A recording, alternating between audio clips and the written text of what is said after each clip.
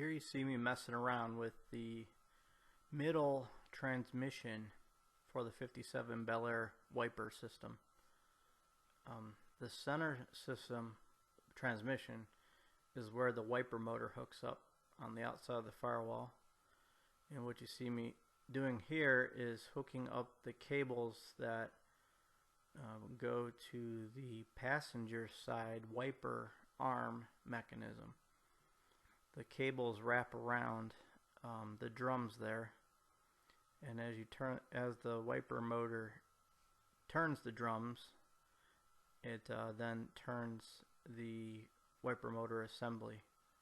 So you see there how those little stoppers on the end of the cables slide right into the grooves there, and I marked the center line on this wiper transmission to show where the up and down, where I think that the center line, the starting point for the wiper motor is.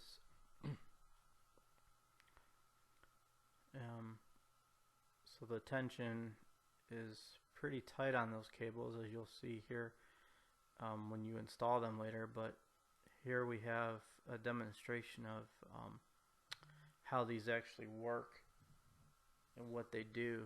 When the transmission turns, it pulls on the cables, and see these are crisscross that go over to the passenger side, and then the cables go around that wiper motor, that wiper arm mechanism there that goes on the passenger side there. And you'll see that as it turns, that goes back and forth and moves the wiper arm.